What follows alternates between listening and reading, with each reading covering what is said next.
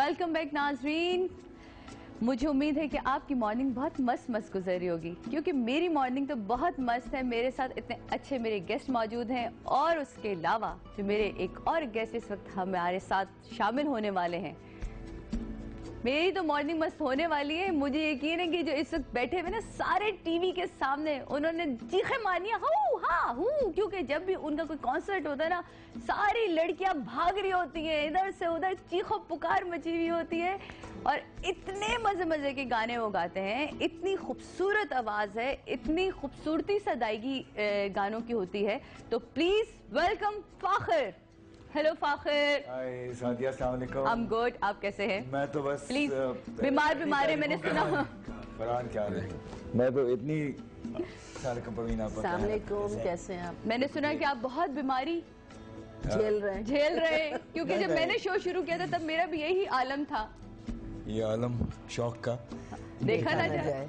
नहीं, थोड़ा सा वो हल्का सा अब आपको सुनाई दे रहा होगा। हाँ, गले में एक अच्छा, वैसे किसी सिंगर को कहो ना कि प्लीज कुछ सुना दे, फौरन कहते गला खराब, आज गला खराब। लेकिन फाखिर हमेशा ये नहीं कहते। आज नहीं, वैसे मैं कहा करता था पहले। हाँ, लेकिन चूंकि पिछले कुछ अर्से से मैं अपनी नई एल्बम प्रमोट कर रहा हूँ, माशाअल्लाह, तो फिर मैंने सोचा नौकरी की तो नखरा की। इसलिए ईच टाइम जब मुझसे कोई कहता है कि कुछ सुना दे, मैं फौरन एवर रेडी होता हूँ। लेकिन अभी as you can नहीं आया। आपने भी बताया भी कि इसके बाद आपके मुसलसल लाइव कॉन्सर्ट्स भी हैं जी, तो आपने उसके लिए रेस्ट भी देना है गले को। बिल्कुल, 1-2 दिन की बात है। थोड़ा सा एंटीबायोटिक, ये it's in the air, viral infection चल रहा है। बिल्कुल। और मुझे शायद शाम को आपको हो जाएगा। नहीं, मैं गुजरी हूँ अभी। मैं ये सारी दवाओं का कोर्स करके गुजरी। मुझे तो डॉक्टर ने कहा कि अब बस, अब थोड़े दिन का गैप दे दें। हमारी इंडस्ट्री में सारी एंटीबायोटिक्स ट्राई की हुई होती है, खत्म होता है दूसरा शुरू हो जाता है, वो काम नहीं करती। हाँ, ये तो है। लेकिन सादिया, आपको मुबारक हो, आपने शो शुरू किया है। Thank you so much. You look nice and you, as we have always seen, we've always known कि you're a great actor. Thank you. And wish you all the best. And I'm sure, I'm certain कि आपका ये show बहुत कामयाब होगा इंशाल्लाह। Thank you. और already बहुत अच्छा लग रहा है। Thank you so much. इतनी सारी मोहब्बतें, इतनी सारी दुआएं जब साथ होती हैं तो मुझे यकीन है कि ये शो अच्छा होगा और मेरे देखने वालों को भी अच्छा लगेगा। आप लोग हमें कॉल कर सकते हैं, हमारे मेहमानों से बात कर सकते हैं और गिफ्ट भी ले सकते हैं। लेकिन शर्त ये है कि आपको फैज साहब की कोई ना कोई चीज हमें जरूर सुनानी है। सादिया जी। चश्मे नम जाने शोरीदा काफी नहीं, आहा, तोहमत इश्क पोशीदा काफी नहीं, वाह, आज बाजार में पाबजोला चलो, वाह वाह, ये मेरा गिफ्ट कर दो। वाह वाह वाह वाह वाह। गिफ्ट तो ये आपने, मैं कहती हूँ कि तो मैं फोन पे सुनाना कर दिया आपने, है ना? ये फोन पे सुनाता, कोई पता नहीं है वही भागता कहता मैं फोन पे सुनाने जा रहा हूँ। ये बहुत अजीब लगेगा अगर मैं आपको फोन में लाऊं मॉर्निंग शो में। नहीं, हम शेयर सुनाऊं उसमें। हम इस पे गिफ्ट दे रहे हैं फाखिर को, आप बेफिक्र हैं, हम फाखिर को गिफ्ट देंगे। देखिए, उन्होंने आज हमें गाना नहीं सुनाया, लेकिन फैज साहब कितनी खूबसूरत चीज, मुझे ग्रीन टी पिला दें, वो मेरा गिफ्ट है। अरे भाई, फौरन से पहले ग्रीन टी का इंतजाम किया जाए ताकि ये गलत फरहान से भी तो कोई फैज साहब की कोई वो सुन। फरहान, ये कैसे हो सकता है? मैं एक मिसरा सुना देता हूँ। जरूर। बड़ा सुना हुआ होगा लोगों का, लेकिन मैं समझता हूँ कि सुनाना चाहिए इस मौके।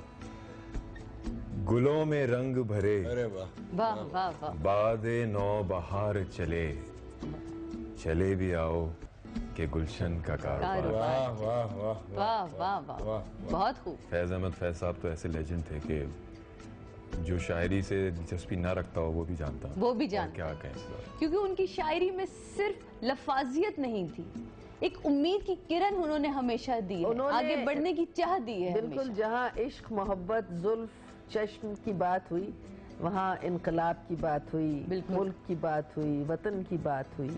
बिल्कुल, ये सारी चीजें जो अब मेरा ख्याल है कि हमारे यहाँ से कम होती जा रही है और दोबारा हमारी इस जनरेशन में आनी चाहिए। बिल्कुल आनी चाहिए। Faiz Sadia, you'd be surprised कि हमारी जो नई जनरेशन, जो हमारे बाद जो बच्चे आए हैं और उनके बाद भी जो बच्चे आ रहे हैं, वो हमसे कहीं ज्यादा अवेयर हैं, वो हमसे कहीं ज्यादा उनको नॉलेज है और वो बहुत ज़्यादा इंटरेस्ट ले रहे हैं इनकलाबी शायरी में भी और इनकलाबी इक़दाम में भी। बिल्कुल, ये बात तो सही है। बच्चे, अब आप देखेंगे रैलीज़ के अंदर जाते हैं अपने आवाज़ और अपने हुकूक के लिए, आखिर में आपको खड़ा होना पड़ेगा। अगर आप नहीं खड़े होगे तो आप रह जाओगे, आप रह जाएंगे। सही, बिल्कुल सही कहा। इसलिए लोग आवाज़ भी उठा रहे हैं, लोग अपने अमली इक़दामात से भी बहुत इंटरेस्ट शो कर रहे हैं बच्चे।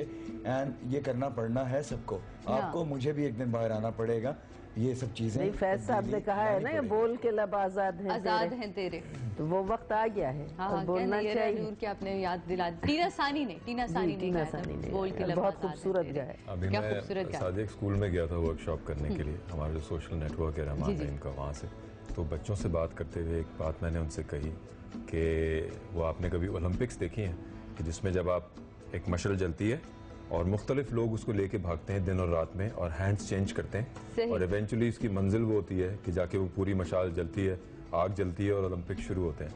तो मैंने कहा आप लोगों को देख के मुझे इस बात का अंदाज़ा हुआ कि जो सच्चाई है, जो मुल्क की मोहब्बत है, उसमें हमारी एक लिमिट है।